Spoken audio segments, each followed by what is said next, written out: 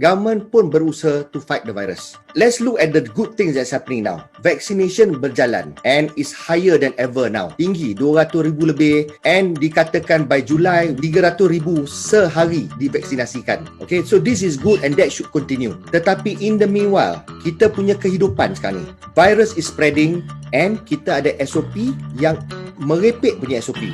We have all kinds of nonsense SOP yang mengsengsarakan but does nothing to the virus. So these are the things yang kerajaan kena change. Kerajaan kena change dia punya perspektif, dia punya philosophy, dan dia kena shift dia punya paradigm. What I would like immediately to happen, I would like government to lift 8 PM punya time tutup business. To me, I nak kata 10 kali, it is so stupid. You tutup pukul 8 untuk apa?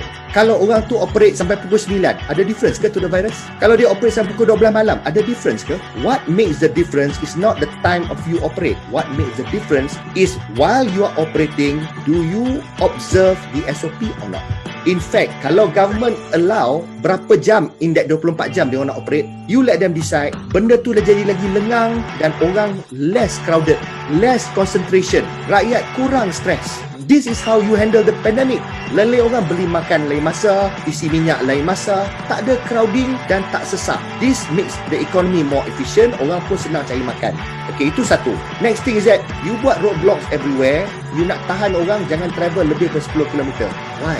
So what kalau dia travel 15 ke 20 ke 100 km ke? Kalau dia pergi across state pun. So apa difference dia? It's not the thing yang akan determine virus tu spread atau tidak. Yang it determines is that bila kita sampai ke destinasi kita di mana saja, Penang, Johor atau KL, macam mana kita berdisiplin SOP tu. This is what ensures whether ada jangkitan atau tak ada jangkitan. Itu yang patut dipantau, dan pantauan kerajaan enforcement patut di seluruh negara. Bukan di KL saja, bukan di Penang saja. Itu nombor 2. Nombor 3 yang saya nak government tukar.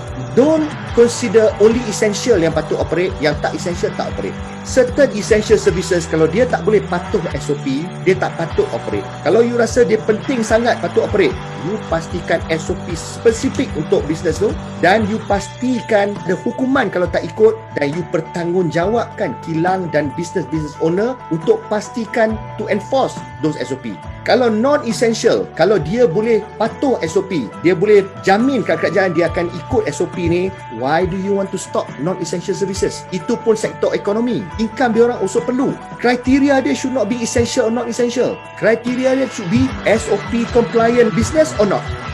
Make rakyat dan businesses want to comply with the SOP, which means a lot of nurturing, a lot of education, bimbingan, guidance, and enforcement punya kerja is to pantau sama ada the business enforce or not those SOP. Jadi sekarang ni oleh orang kata enforcement tak cukup. Of course tak cukup kalau dia nak jaga every business. Tapi enforcement boleh buat spot check to ensure the businesses comply. Kalau businesses dah jamin tu buat tapi tak buat, then you saman the business, you saman orang yang tak comply, and you boleh order dia tu tutup. Sekarang ni dia arah semua non-essential tutup. Do you actually believe those kilang tutup? Dia tutup pintu lah. Tapi kalau you pergi dengar, orang bekerja dalam. Kenapa yang non-essential business dia jalan juga? Because government tak bagi apa-apa moratorium pun. Government tak bagi kewangan pun. Dia orang nak feed family dia apa? Anak bini dia makan apa? Sewa nak bayar macam mana? They have no choice. Dia langgar SOP, dia still operate, and dia tutup, dia hope tak ada authorities. Kalau kena pun dia bayarlah, dia nak buat macam mana? Government tak bagi answer pada non-essential services. Dia kata tutup je. And dia sambung 2 minggu. So ujung bulan ni you rasa tak sambung ke? Kes macam ni boleh ke tak sambung? Jadi orang continue to operate, close doors, government tak tahu, siapa tak tahu. Tapi siapa pantau SOP dalam factory-factory yang tertutup, kilang-kilang yang tertutup, dia orang pakai mask ke, dia orang rapat ke? Tak kan? Jadi to me, why the stupidity? Why don't you allow them to operate? You syaratkan they have to follow SOP. Kalau boleh follow, you jamin dan you akan ikut. We will do spot checks. Kalau dia tak buat apa dia janji, then you saman orang tu. And kalau dia repeat, you boleh order dia tutup. Jadi, that rule apply sama rata. Jangan ada double standards. Jangan ada rule untuk rakyat marhain dengan rakyat kayangan. Jangan. Because that will make people tak respect the SOP. Ya.